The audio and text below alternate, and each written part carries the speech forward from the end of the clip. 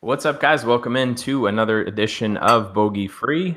We are coming at you with some Wyndham Championship action. No Evan tonight, so it's just going to be me and Jimmy. As always, you can find me on Twitter at Matt Jones TFR and Jimmy at DFS Jimmy. What's going on, man? How are we doing tonight? What's up, dude? Doing good. Ready for a post major end of the season run. It starts here at the Wyndham, and then we get into sort of FedEx Cup and right on into Ryder Cup. So it's while there's no more majors, I think there's plenty of exciting golf ahead. So I'm pretty fired up for just getting into this like last transitional phase of the season and see if we can make some money. Do you think any of the excitement is going to actually happen this week? Because I'm a little concerned that this might be a little less watchable than this past Sunday.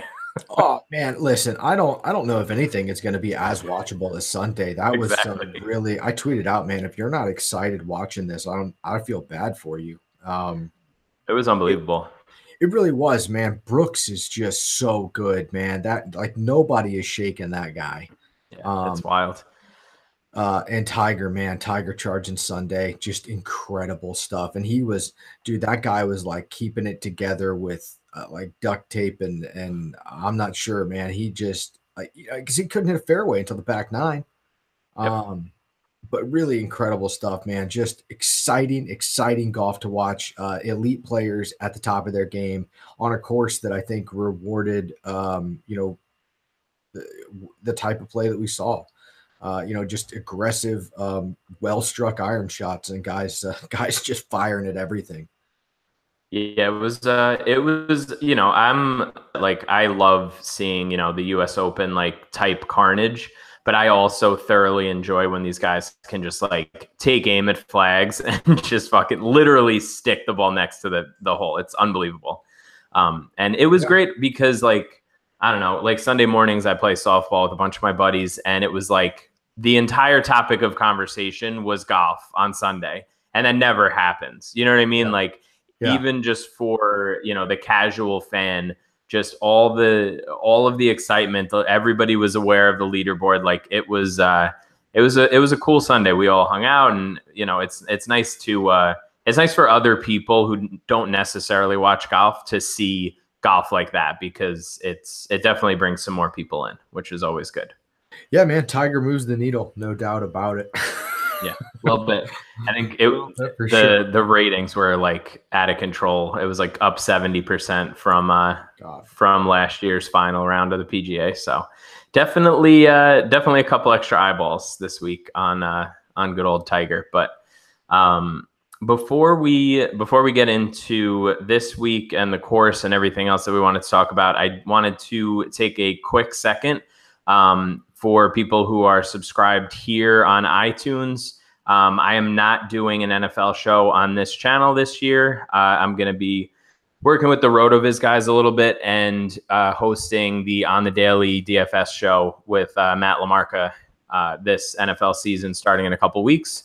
So make sure you subscribe to RotoViz Radio and the On the Daily feed so you can keep up to date with all of my takes for NFL DFS as well this year. Congratulations, man. Ah, Big well, stuff. thank you. Yeah, it's pretty cool. I've always been a fan of the RotoViz guys, so it's pretty cool to you know be a little small part of it now. Nice, man. Um, let's just dive right in here. We got Sedgefield Country Club.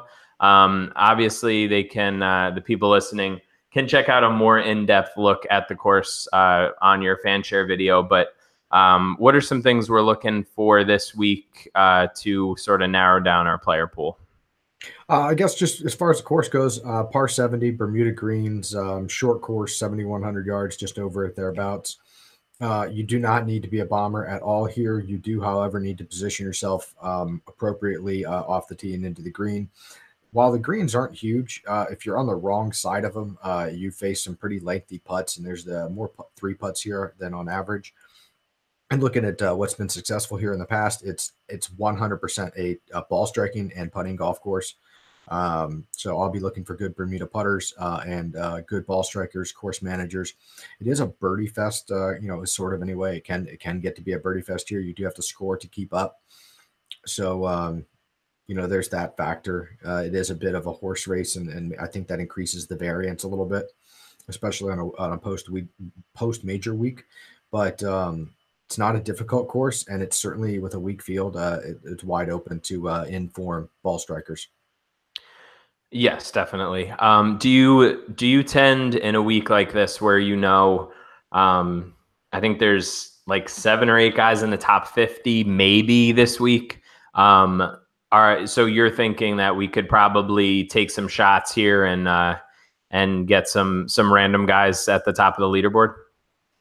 Yeah, I think when you look back at the leaderboards for the last 4 or 5 years, you have a mix of there's a couple of the elites, and I say elites like elites for this field. There's a couple of the top tier names in the field that find themselves in the mix of the top 10, and then you've got the rest of it as just sort of mostly mid-range guys, and you got 2 or 3 like just long shots that find their way, way up there and into contention potentially. So with the weak field and this is one of those just sort of general types of golf courses. It's a bit benign. There's not anything that really prohibits any type of professional golfer from taking aim and getting it done in terms of like getting hot with birdies and such. So like any of these guys could really get it rolling here and find their way to a couple of back-to-back 64s or something like that, and put themselves into contention into the weekend. Now, whether they can hold it all together on a Sunday down the stretch for a big win is another story. But I think you'll see plenty of leaderboard shifting, and I think you'll see plenty of guys filter in and out of the bottom third of the leaderboard this week as they kind of have hot rounds. Because you're going to see, I think that what's going to be a standout this week and what's going to separate like GPP winning lineups is what lineups that have all 6 of the guys that have the under 70 bonus and like all 4 days bogey free or something like that. Yeah. They get the birdie streak bonus and the bogey free bonus on every round or something. It's going to be something crazy that sets some of these guys apart, because it is going to be a pretty scoring heavy event, I think. Yeah, and if you're into like the weekend or showdown slates or anything like that, it is worth sort of noting that it's typically been you need to get off to a good start. I think there's only been one winner here in the last 10 years that has come from outside the top 20. So that just goes to show, the higher scoring events are always going to be like that, because it's clearly harder to keep up if you have a shitty first round. So there's that. So we're go ahead. Well, just one of the other things that I noticed about this event, at least the last 3 years, is the 54-hole leader, I think, has closed it out, which is something like we haven't seen happen a lot this year. So this may be, as far as one of those like round 3 or round 4s, it may be one of those, like you said, that guys that are outside the, only more than 3 or 4 strokes back, you can forget about them because they just can't compete. Yeah, it's 7 of the past 10. So what's it called? Yeah, there's been 10 tournaments here so far. 7 of the past 10 have had at least a share of the 54-hole lead, based on what I was looking at before. So, cool. Something to think about if you're into those kind of slates. I don't typically play a ton in those unless there's something very obvious, like the 3 course rotations where people don't pay attention to what course a guy's playing on, and things like that are definitely a place to gain an edge. But if I have a little free moment here and there, I like to target some guys that putted crappy the day before and hope for the best. That's kind of been my strategy on that. Mm-hmm. All right, so why don't we hit these 10K and up guys? Oh boy, it's an interesting little group we have up here. Not necessarily guys that we're used to seeing at these price tags, but they're here nonetheless. So we have Shane Lowry down at 10K. Working our way up, we have Rafa, we have Snedeker, Stenson, Matsuyama, and Webb. What are we doing up here? What's the move here? I guess the problem is all these guys theoretically have done or could do well here, and their pricing is justified, I think, for the field. it's just a matter of I'm not sure that I really like any of them enough at this golf course to roster tons of them, especially the top three. Like, I don't know, man. I got a real hard time paying for Webb at 11.6. Yeah. I think I'm not a huge Webb fan anyway. He's burned me several times really badly, and I played him last week, and I thought he was a value last week, but I can't say the same thing at $11,600. Yeah. So I find myself, and again, I'll preface all this with this is Monday at 7:00, and I've not had a chance to like extensively dig through pricing and or stats, but just like gut feel says I'll probably start lineups with Brandt and Rafa from this range, and probably trend more towards stacking 2 or 3 $9,000 guys in a lineup, just like initially.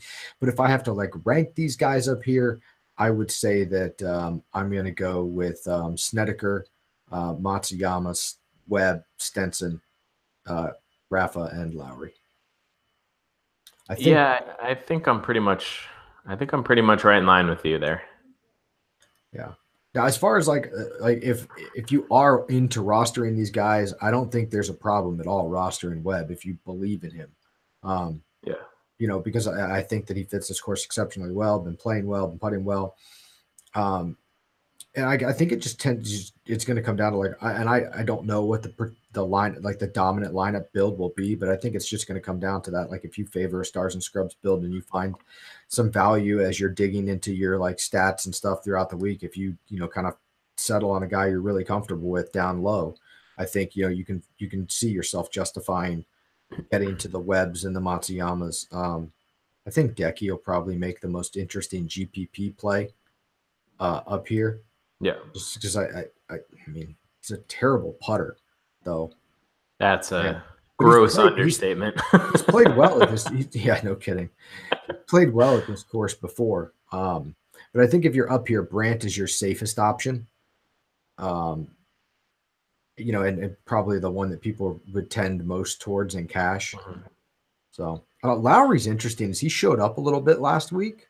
Yeah. And obviously a talented golfer, been out of it for a while.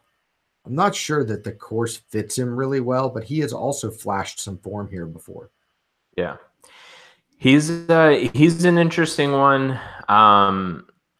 The thing that scares me a little bit is he was more or less neutral last week, tee to green, and gained a ton putting. He gained 7 strokes putting last week. It is a putter's golf course. Yeah, I guess I would still like. I don't know. I think I'd still like to see them. I would have liked to see him hit a little bit more, a few more greens last week. But I get what you're saying, though. I think you could probably tell yourself a story for any of these guys, and I don't really feel like I need to take like a crazy stand. I think I would probably lean more towards starting off with Snedeker and avoiding the 11K guys, especially in cash. But yeah, I mean, I don't feel strongly enough to be like, I'm definitely playing one of these guys. Like the 9K range has a lot more that I'm pretty interested in. So why don't we talk about a few of those guys? I just ran the simulator that I referenced last week, and Neiman once again is popping.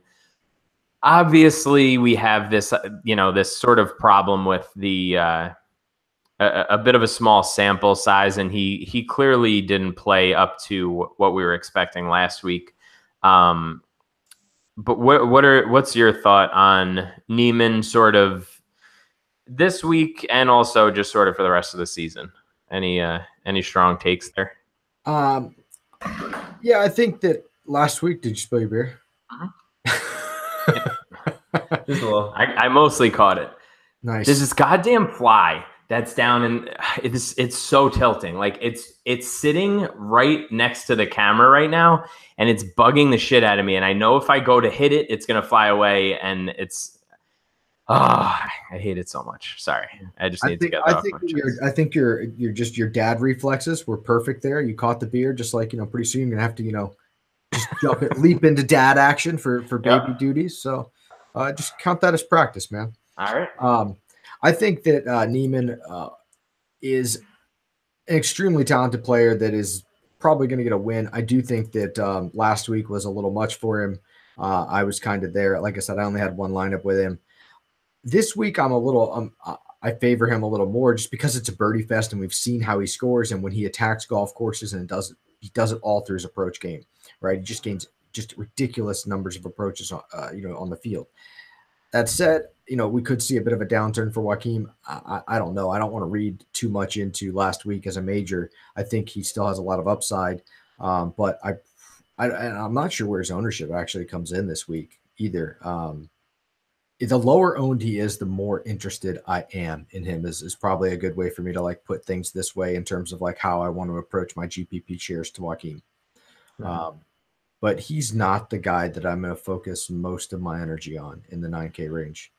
Yeah, I think if he was closer to sort of like the bottom of this range, like getting closer to some, the Ollie chalk that we're going to run into this week and things like that, I think I would be more likely to go like pretty much all in on him.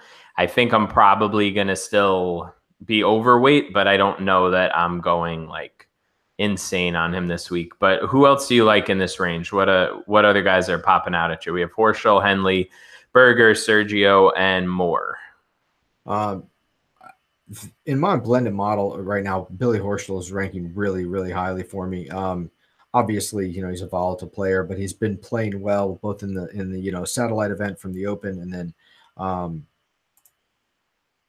last week, put a pretty good performance together at the PGA. Has shown that he can, run in these fields. This course fits him. It's all approaches, and you got to be a good putter. I think he's going to be really popular though, because I'm sure that like I'm not the only one that has this, just elite level analysis, right? So I'm sure that other people. I think Billy will probably end up being fairly popular this week, and probably a good cash game option. But I do think that he has a lot of upside, and again, a streaky golfer. When he shows up big, and I want to be a part of that. So I'm going to have some shares of Horschel. Henley shows up really well in all the models and everything I'm looking at. His course history and his recent form don't really suggest a ton of upside, but I do think that I'm going to go with my rankings here, and I'm not really sure how owned Horschel comes in, but I do think I'm going to take probably an overweight stance to the field, whatever that number ends up being on Horschel this week. And I think a lot of people are going to trend towards Berger after seeing his performance last week. And he's a strong par 4 scorer, always has been a strong par 4 scorer. So I don't think that there's going to be too many models where he doesn't show up in some form or fashion, right? Because of whether it's approach distance, whether it's the par 4 scoring range, or just par 4s in general. I think that people are going to find their way to Daniel Berger as well this week, and I'll probably have some shares of him. I don't know. What are your thoughts on those three guys? Are you with me? Or do you kind of think that maybe this range? I think this range is going to be super chalky for just in general. Like the entire $9,000 range will be where people focus their energy for building like the course of their lineups this week. Yeah, I think like I said, Neiman is the number one guy on my model right now. Horschel is like 92nd percentile based on numbers for the whole season, which I thought was pretty interesting. This is again like sort of my way of looking at course fit based on like different types of holes that they're going to see. So the fact that he rated out that highly for me is definitely eye-opening to me. And his standard deviation, for whatever reason, his variance is actually second lowest in this range behind Moore, based on these like weighted for these types of holes, which I also think is interesting. So I think I'm probably going to end up going pretty heavily on those two, on Neiman and Horschel right next to each other. outside of that, I mean, I get what you're saying about Berger. I'm a little concerned about the wrist. Oh, Obviously, he is played. there? I wasn't aware that he had an injury. Yeah, he was talking about it. I think like Thursday in his like post round interview. Said it was Oh, bothering him, and he's been kind of grinding through it. But I'm just a little worried about like the 2 weeks in a row thing. I'm now worried. Now that I know that there's something to worry about, I'm now worrying about that thing. Yeah. I, Again, he obviously played really well last week. Like he gained almost 9 strokes on approach. Like he was, besides the front nine, he on Thursday he was out of his mind. I think he was 6 over through 9, if I'm not mistaken. And then what he end up at? He ended up in 12th place, so he had to have gone like 14 under from then on at least, right? So he was obviously playing well, but if I'm gonna ding him for that, I maybe I'll just like match the field because he is rating well for me. But um, yeah, those are my top three in that range. I am playing zero Sergio until further notice. Not that I ever really played him, but I needed to just get my little dig in at him because I was just looking. He's actually on the bubble for the FedEx Cup playoffs. really? Like for the first round. Like he might not play Northern Trust. He's 131st right now, and you need to be in the top 125. What happens if he wins? If he What wins, does he need to make it in? Like, does he need like a top 30, or do we know? I mean, I would imagine based on how close he is, I would probably, again, this is sort of like speculation. I would guess like a top 30, top 25 would be um like kind of a lock to get in. But there are other guys around him that are also, trying to get in here too. Like Campbell's in the field, Garrigus, Connors. The three of them are ahead of him, so he would also have, and they're playing this week, so he'd have to leapfrog them as well. So what you're telling me, there's a chance, but it's not a very good one. Yeah, I don't know if that's like I want to play him because of the motivation, which he seems to have been lacking recently, or if it's just like, why the hell is he all the way down here? Like, there's no reason for him to be this low on the FedEx Cup. Like, he's a spot above Harris English right now. Ooh, You know what I mean? And that's rough. I know Harris is a listener. Apologies to Mr. English, but like, are you kidding? You're Sergio Garcia. Like, you're a year and a half removed from a major, and now you're not even going to make the first round of the FedEx Cup playoffs. I think that's pretty wild. Maybe he will. Yeah, I think he. Do you think there's any way he's playing this week if he's in though? Like, is this like a Probably not. I mean, the last time he played here, I think was what, 2013. yeah? So this He is finished definitely like a 29th, last ditch effort here. But all probably. right. Too much talk about Sergio. I hope he misses the cut, and I hope I don't have to see him until like whatever the next WGC or whatever it is. Guy, it's just one of the most punchable faces. But we have a there's a lot of guys to like here too in the 8K range.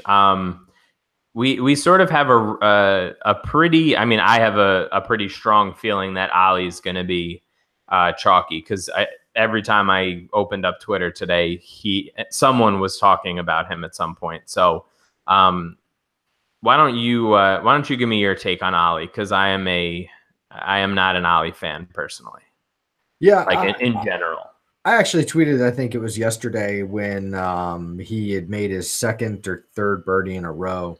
I put the eyeball emoji with the next week there, just, and at the time he wasn't in the field, and I didn't realize that. I just assumed that he was in the field. So I mean, he just narrowly got in today because of some withdrawals and some shuffles. So I I liked Ollie just because he played well here last year. The course fits him for what you need to do, which is putt well, and you need to hit good irons. When he's hitting good irons, they are great, but when he's not, they're like, eh. He hasn't been great in ball striking as of late, which is not ideal for me. That said, he did crush it in birdies a couple of events ago and like seemed to find something, and then of course lost it immediately and cost me some lineups and a miscut. But I do think that there's reason to play Ollie here, but I think like you said, he's probably going to get chalkier than I want, and Right. I'll probably be on the other side of that chalk this week. Is just now I'll probably have a few shares. I won't full fade him probably, but I'll more than likely be underweight, and I might be overweight on the guy right above him in Julian Surrey. Tell me more. I'm listening. I don't. Did you see his picture, by the way? No, I didn't. I guess not. No. He tweeted it out. I don't know if it was the PGA Championship website or just the PGA Tour website, but it was a picture of Jason Day above his name. Which was very funny. Like his player card was a picture of Jason Day. That's awesome. That's like having somebody put the wrong name on your player locker or something, right? Yeah, and somebody also said that he was dead in the beginning of the year in like an article. Like he's just been having a weird year.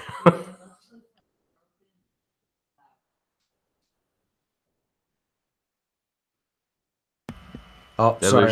I was adjusting my microphone and I hit the mute button because I am an amateur.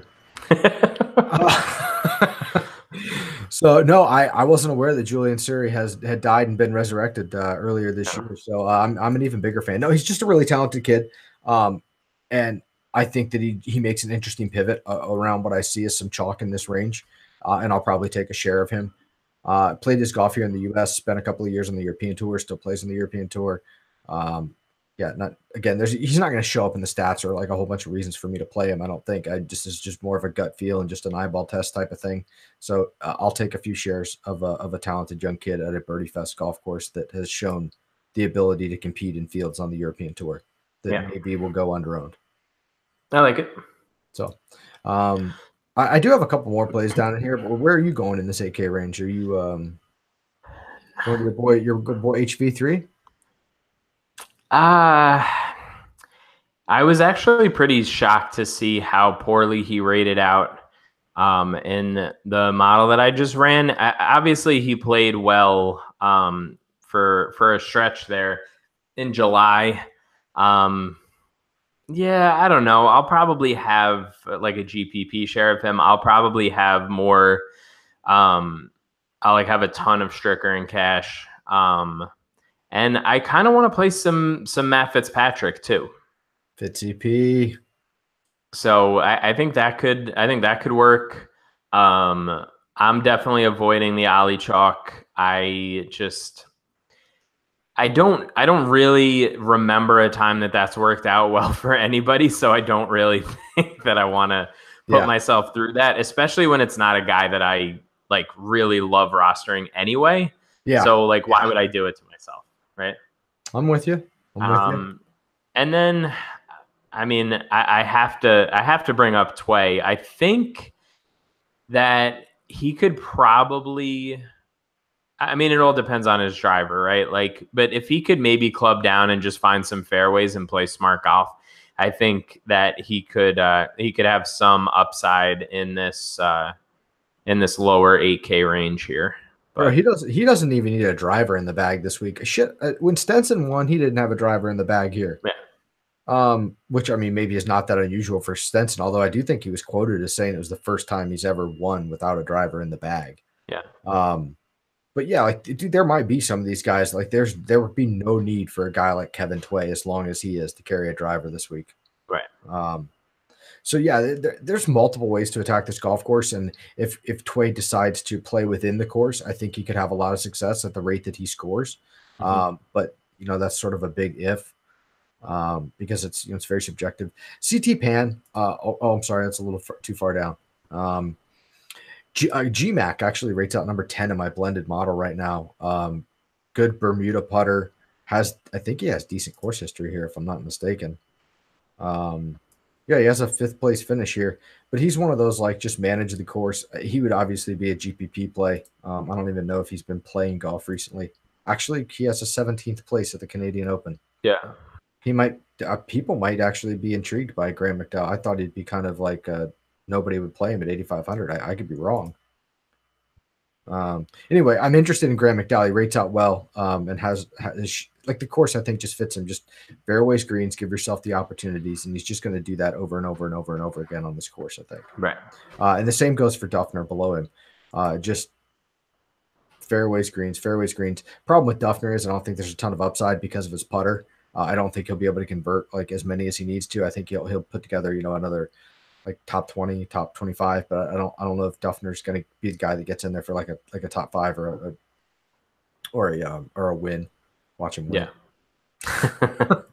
And I definitely support the Stricker play. One of my notes about this course is this is an old guy course.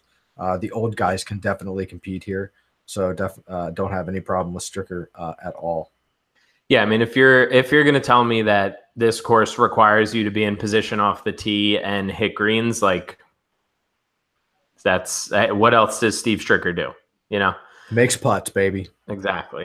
So that's probably going to be one of my more like my higher exposures. Especially, I always play a lot more cash in weeks like this where there's not like I don't have a comfortable like favorite in the field.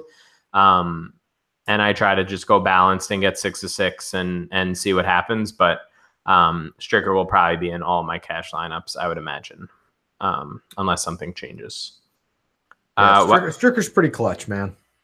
Yeah, no, he's great. I mean, think all the times that we've seen him this year, he's been lighting up the what is it? It's called the Champions Tour now, the old guy tour. So why the hell not, right?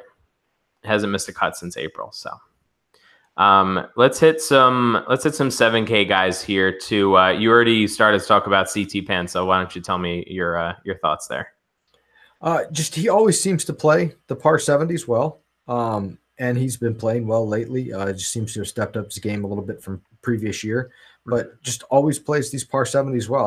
I don't really know what it is, to be honest. I haven't looked at his stats necessarily. I just kind of have his name penciled in for any par 70 under 70, like 7,400 yards. Yeah, this is elite level analysis on a Monday night.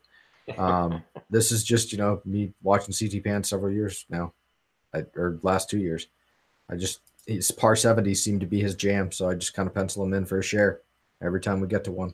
What's he been doing lately? Let's see. Nothing really. Last appearance was John. Well, no, nothing. Like he hasn't played in the last 5 weeks. Yeah. So yeah, I was going to say, I don't really remember seeing him since the last time that I wrote him up, but he had been playing well. Yeah, last appearance was the 34th at John Deere, like 6 weeks ago. So again, not huge shares or anything, just GPP. But par 70s are his thing. So I'm about it. Chad Campbell had some impressive strokes gained approach recently.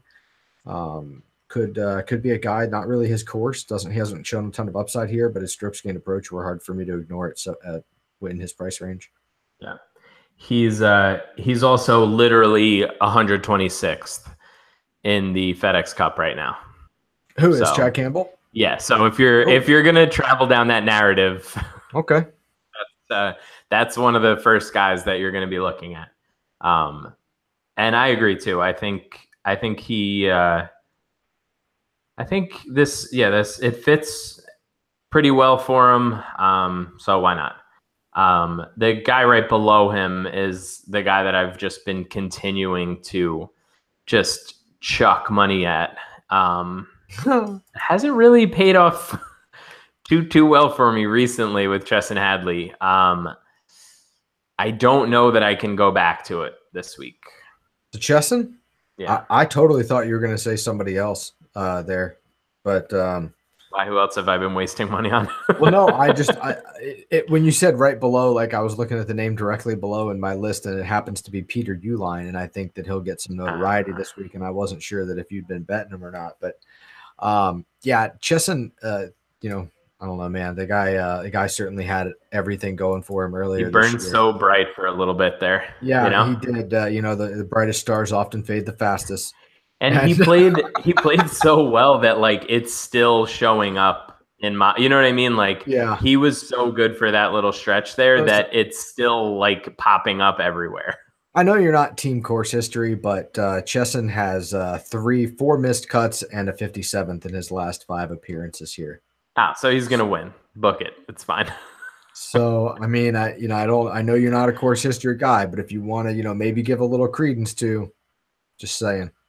Yeah, that's if I'm going to consider that the tiebreaker, then I'll pay a little bit of attention to that this week. Who else you liking in here? Because I don't know. I feel like there's a bunch of guys that are popping in my model that I don't really want to roster, and I'm not sure what to do with them. Just gonna let bias take over. Yeah, like okay. So in this. I'm just going to filter it out perfectly, and I'm going to show you how ridiculous this is, because it's literally just like, what do you do when your model spits this out for the 7K range? Okay. Number 1, Rory. Terrible. Again, this is not factoring in any recent form. This is just since the year started. It's Rory, Brian Gay, Ryan Blaum, Sam Ryder, Scott Piercy. I don't disagree with the Rory Sabatini play at all. Yeah. The rest of them, I'm not sure. Sam Ryder, I can definitely see. Mm-hmm. Who are the other ones? Brian Gay? Nah. Yeah, I think he's. And the other two definitely he burned out as well. Yeah. I think his like good play cycles with his like the colors of his hair, or like that when he dyes his hair, because I'm pretty sure he frosts his tips. And I like it. Maybe he needs a recharge. Yeah, I didn't even realize he played this past week, and he made the cut, finished basically DFL. He lost almost 6.5 strokes off the tee. Brian Gay. Well, I mean, he didn't. It's not like he can hit it further when he chooses to, right? I mean, that guy is, So, and he also lost strokes putting for the first time since like May. Yeah, you can't lose strokes putting when you can't drive it. No, it's tough. It's tough. He fits this course a lot better than he does that course, for sure. But the only one that I'm on there is, I was actually going to mention Rory Sabatini. I think he makes a fine play. 7,400 will certainly get some attention this week. The other guy, I think the big decision you have to make in the 7,000 range, especially the low 7,000 range, is what are you going to do about Bill Haas? Because Bill Haas is your classic example of course history versus recent form. Like chalk play at 7,200, and what used to be a class golfer and an exceptional ball striker, who just doesn't have it right now, right? But hasn't missed a cut here in the last 5 years. Has a 75th, 22nd, 6th, 2nd, and 20th, 7,200. So I think you have to avoid, making a mistake with Haas. And I don't know the right answer yet. I haven't done the research, but I do think that like he's a polarizing play down here. Because he represents a lot of value if you believe in the course history. But if like you start digging into the recent form, and it's bad. Yeah. Just don't get Bill Haas wrong. Yeah. Well, easy game. I think the intuitive answer is you just don't play Bill Haas. Yeah. Probably.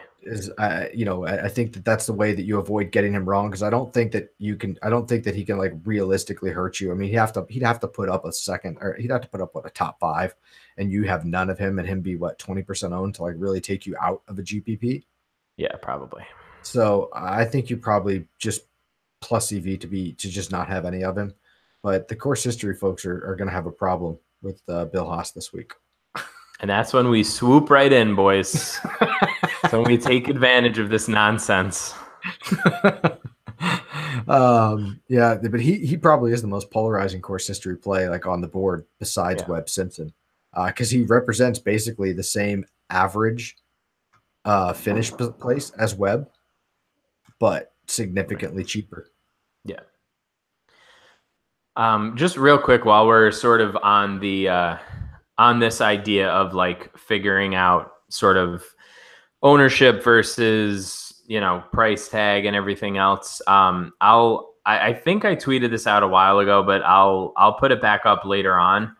We're like, as we, meaning like DFS players, are extraordinarily mediocre at figuring out like good plays in these ranges. Like once we get into the 7K range, it's pretty much the point expectation between a guy who's over 22% owned and a guy who's between 1 and 8% owned. The difference is like 6 points. Like six DK points. Two birdies. Right. So if you really don't have a strong take and you really don't have like a very good reason to play someone that's chalky in this range, just don't do it. Yeah, like you're better off randomly clicking a name around them, statistically speaking, right? If like I read that thing you sent me properly. Yeah, exactly. It's insane. I figured we were like not the best just because of the nature of golf. Like it makes sense, right? Like we see every week there's a guy who comes in losing strokes on approach for the last month and a half and they top 10 or whatever. We see it all the time. It's not just our fault, but it is kind of interesting to see like how it actually breaks down. And the 6K the 7K is just terrible.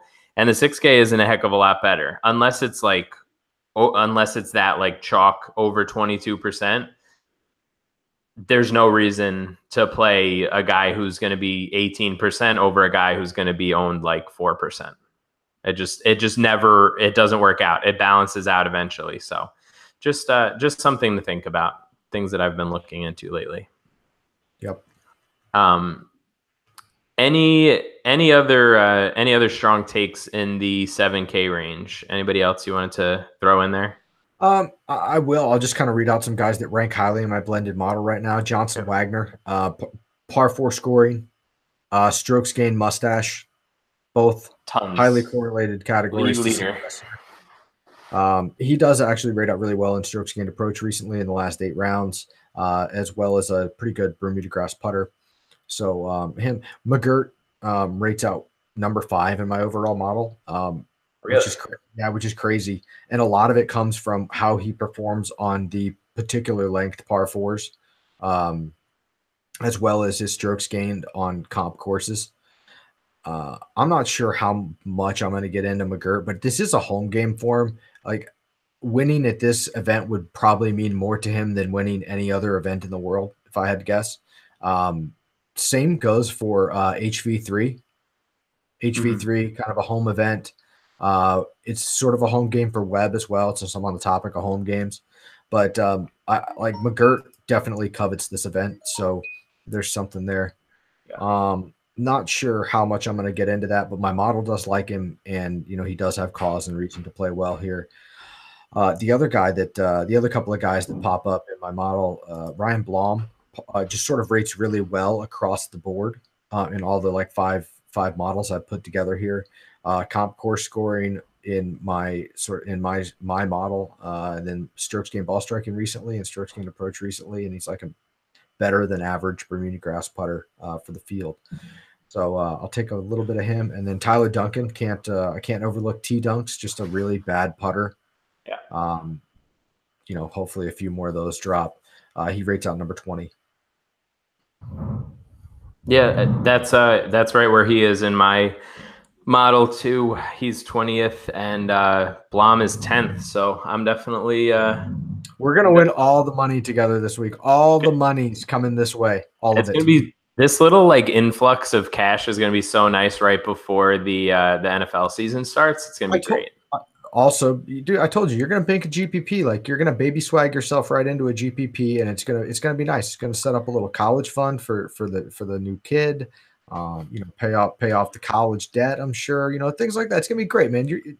Good things are coming your way. You got baby swag on your side. I'm hoping. I wish JT could have taken down last week because the outrights would have been 2 weeks in a row with my boy would have been pretty nice, but that would have been special. What are you gonna do? All right, let's hit some 6K guys and get out of here with this. This week field is gonna be a little shorter show tonight. Anybody I always feel like there's some guys that we love right at the top of the 6K range. I think they do that intentionally to make us feel like we're getting value. When you want to build a lineup and they're right below 7K, it's like, ooh, I can fit him in. I think guys, Garrigus is at 7. I think people will play Garrigus this week. But he's another bubble boy. Oh, well, there you go. See, that's the thing. There's a lot of narratives this week. There's a lot of motivation. There's a lot of variance. Yeah. Plus, you're going to have a lot of money in play as well. I think there's some big GPPs this week. So, yeah, he's 127th right now. So he's right there. What do you think about Wesley Bryan? I think he's in terms of like no stats or anything. He's just the name that I jumped to at 6,900. Just looking at names. What are your thoughts on him? I don't really envision myself rostering him. It's just like, has there been somebody that's just so bad, like off the tee? Like, he's good to lose like over 3 strokes off the tee every single time that he tees it up. Well, I mean, you just told me that Brian Gay lost like 7, so he's definitely worse. But like Wesley Bryan is consistently worse. Like, Brian Gay has been neutral at some point. Like, yeah, I'm just messing with you. Wait, this is insane. So I'm scrolling through.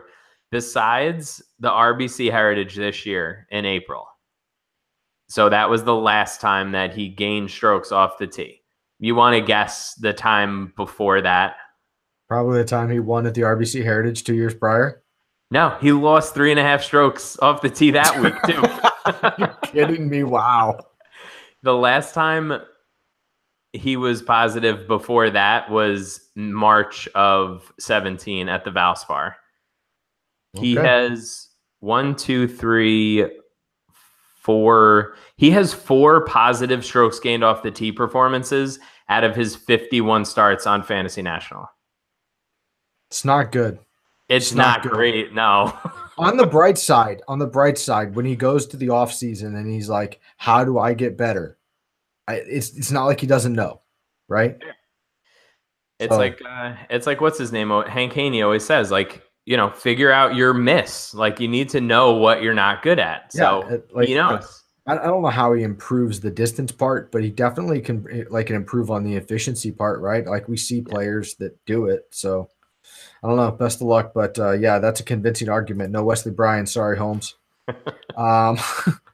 I think Mackenzie Hughes pops up number 9 ranked in my overall model, which is insane to me. And just because of that, I will have some shares of him, but he's rated really well in strokes gained approach the last 8 rounds, as well as strokes gained ball striking. And he apparently is a top 15 Bermuda putter in this field. So there you go. Yeah. Mackenzie, he's probably the only like hot take I've got down here. There is some gentleman by the name of Doc Redman who ranks out 18th in my model. Not sure. I know nothing about this person other than he has a really cool name. I feel like he could be sort of like a Western rapper, like Doc for Doc Holliday and like, Method Man and Redman. I feel like it's a cool name. I like it. He was a Clemson kid, I think. I think he's only like 19 or 20. I think he was right around like Neiman and Zhang, those guys. Pretty solid college career. I'll take a share of him in like a Webb Simpson lineup if I do a little stars and scrubs action. That works. Your guy. What about your boy Dylan Maya? 67. Yeah. I mean, obviously, you like the price, and I do think he figures it out sooner than later. But what was his last start? The Canadian Open was just was just completely off. It was difficult to watch. He lost like over 7 strokes putting. Oh, alone. I thought you were going to say he lost me a lot of money because that happened. Because I rostered him. Yeah, so, he probably did do that as well. Yeah, it was, he hurt some lineups in the Canadian Open for sure. Yeah. I don't think. I don't know. This whole notion, he doesn't have a good fit for me, but it's a very small sample for him. I think that I'm just gonna be okay if I miss like his week. I think I need to see it. I think I need to see it happen for him. he's obviously not going to be in the. We're not going to see him for a while. Like he's not going to be in the FedEx Cup playoffs. So we probably won't see him again until the fall swing, where he'll end up being like 9K at like the CJ Cup at Nine Bridges or something stupid. Like, you know what I mean? Like he'll like pop up he'll have a good performance and be like chalk at like the CIMB or something. But yeah, I can't pull the trigger there this week. Yeah. There's not a whole lot. What about what about the Panda Bear? Is he in the field this week? I haven't even looked.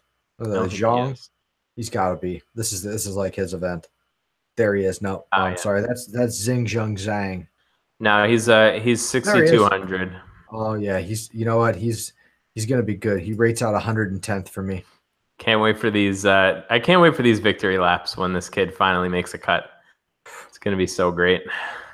Did you just bring him up to fucking piss me off again? Because I feel like you're like smirking right now, and I think I see what you're doing. I didn't bring him up to piss you off, just in general. I just like, this is the kid that everyone's like, you got to look out for, you got to look out for, you got to look out for, and like he's missed like 7 cuts in a row.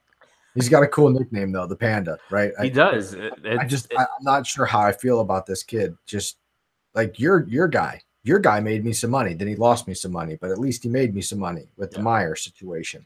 I don't know, man. I'm sure the truthers are out there, right? The Panda truthers. At 6,200. What do you mean they're out there? They're everywhere. Well, I don't know. Listen, I've reduced my Twitter time significantly. I know. I miss you, buddy. Well, my productivity in real life is way up, though. That's. I mean, what does that count for, though? Really? You're right. It's marginal improvement at best. No, and so I don't know. I know that Tambo was a proponent of the Zhang bandwagon for a time. But I mean, he might be the only one that I know that's like actually on him. So I'm sure there are others. But will they be beating the Panda drum this week? Well, I don't think so. No, I mean. I don't know anything about him, so I don't know like what his deficiency is. I mean, he was awful, like god awful, on approach last time out. He lost 6 strokes on approach. He finally made some putts, but I think that was more a function of him luck missing. But just missing every fucking green, like. If you hit it close and you make a few extra putts than you were normally making, then yeah, you're gonna end up, you're gonna gain some strokes on the green. For sure. Yeah. I guess a strokes gained approach over the last 8 rounds has been a struggle. He ranks out a sterling 146th. Solid red in my color-coded chart here. So it's a big negative for the Panda. 6,500 guy that I'm interested in for narrative purposes is Corey Connors. He's 128th, I think, right now. He's right on the bubble as well. So, and he actually rates out like pretty decent. He's good. He's good off the tee. He's 14th on approach. Like, why not? I can dig it. Excellent ball striker. Shaky putter. Can't hold it together on a Sunday, but like this is his type of event for sure. Yeah. Scott Brown home game. Interesting if you first round leader. Yeah, there you go, dude. That's where you should be betting Scott Brown. First round leader, good always. Bermuda putter. Absolutely. Previous champion and recent recipient of his AARP card, Davis Love III, is in the field. Yeah, I can't believe he won in 2015. Dude, and then he backed it ridiculous. up. But didn't he back it up with like a top 10 or something too? I'm pretty sure that like he won and then backed it up with like another good. Yeah. Okay. No, it wasn't the next year. It was the year after. He didn't play the year after he won because he had hip surgery. Right. And then the last year he put a top 10 out there. Like, I don't know, dude. Like I said, it's an old guy's course. Like I'm sure somebody will roster him down there. I think the Ryder Cup captain is in the field as well at 7,100. So he started off hot for the PGA, and then I think he finished a sparkling 71st. But tied with Neiman. God, admirable. for him. This is a Furyk course. This is his type of course. Opportunity. There's a few names in here that I can see some guys getting behind. Von Oswagen for the tee to green aspect. Steven Yeager for the scoring aspect. Yeah, Aswagen is 125th exactly on the bubble right now. So look at you with all these like bubble, like second level stuff. I like it, man. Well, I didn't do enough research today. You're bringing the heat tonight. I like it. I didn't do enough research today because I was writing a Zero RB article and fighting with trolls on Twitter. So I had to pull this up for some narratives. Oh, you don't even have any battle scars from your troll encounters. It's impressive. Yeah, I'm fighting the good fight for the Zero RB crowd. I gotta fit in at RotoViz now, so I gotta write something about it. I did just see that the 49ers are bringing in Morris as another RB. Even though it looks like McKinnon got the all clear with his muscle strain, I think they're realizing that it's a fragile position. Yeah, and I think Breida separated his shoulder or something like that. So they have a mess there. But let's why don't we wrap up? I want your four captains picks for the Ryder Cup. So for those of you who don't know, we have Brooks, DJ, JT, Reed, Bubba, Spieth, Fowler, and Webb like locked in as the top 8 picks. So Furyk gets to pick 4 more. I would love to hear if you have this prepared. If not, I could go first. I need you to read the list of the 8 down one more time. So we got Brooks, DJ, JT, Reed, Bubba, Spieth, Fowler, and Webb are locked. So those are the 8 that are locked in, and we got 4 captains picks between now and when? I forget. It's the second or third event of the FedEx. I think it's the third. I want to say it's the week of the third event. Yeah. Okay. The BMW maybe that week. All right. So give me yours because I don't have the whole list here. I got to pull up a official World Golf Ranking list real quick. So obviously Tiger's going to be in. I think that's probably a lock. I think Phil is probably a lock. And then so it's the last 2. So I'm definitely going Finau, and I would like it to be Xander, but I don't think he gets there. I think it might end up being Kisner. Kisner's interesting. That's sort of a left fieldish one. Well, I think it's probably who else is around there? Kuchar and Bryson, maybe. Well, see, Bryson is the guy that I lean to because I agree with you. I think Tiger and Phil are there. I think that Bryson probably gets that nod because he's over Xander because he's got wins this year. Yeah, I think that 3-putt to miss the cut this past week would just be like, nah. Oh, I think, yeah, but did you see what Xander did? It doesn't matter. You're looking at the number, like you're sitting there and you know what you need to do. You just need to get a little white ball into a circular hole, and you couldn't do it to make the cut. Yeah. Sorry. I just don't really like Bryson. So fair point. I think Bryson gets the nod over Kisner, though. Yeah, you're probably right, but yeah, I could be wrong. But Cantlay's right there too. If Finau doesn't get in, I'm not going to be a happy person. Yeah, I think Finau has played so well, especially like what he did to come back from what was like almost assured miscut with like the way he started, just awful. Like and the thing is, like his irons on the first day were really bad. Yeah, they're really bad. You know who he was paired with? Yeah, he's paired with Furyk and Xander.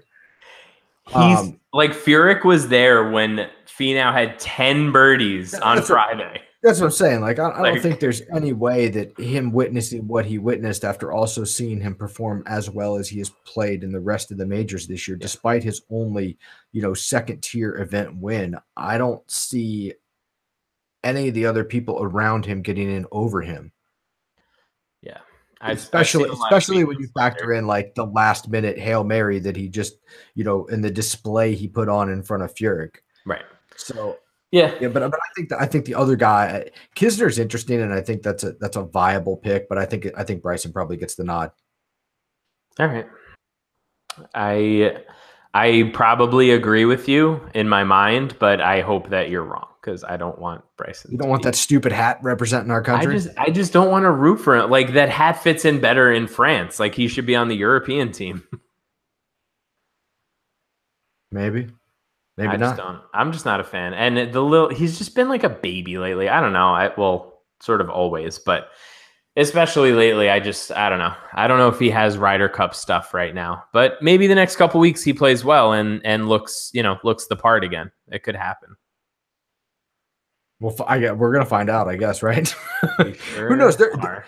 Okay, so here's an interesting question. If it's not those guys we just kind of talked about, who would be the one guy that you think would play himself into form over these next 2 to 3 weeks that could like jump up there like out of nowhere? Because there cotle be the Billy Horschel guy, right? Like, Yeah. could it be Horschel? Like, could he do that? He's done it once. They named a damn rule after him, right? Yeah. Like, what if Horschel wins this week and then blitzes the first 2 weeks of the FedEx? How does he not get picked, right? Fair. Yeah, I guess. Yeah, I would hate that though. What about Berger? Like, I could see Berger being that guy too. I think if Berger was 100% healthy, he would have a pretty strong case. But I keep forgetting about this wrist injury. yeah, I don't know. It's regardless of who that last pick is, because I do think obviously Tiger and Phil are like completely locked in, and Finau is hopefully like a favorite for the third spot. Regardless of that, it's going to be awesome to watch the Ryder Cup this year because the European team is stacked too, so it's going to be fun. Yeah, and it's a cool course too. Le Golf France it's a tough course. Justin Thomas, had got plenty of experience on it. I think it will be a great Ryder Cup. Absolutely. All right, man. Well, thanks for joining me as always. We'll wrap it up here. That's going to do it for us. Good luck this week in your tournaments. I'm going to start the listener league momentarily, so you can hop in there. We'll talk soon.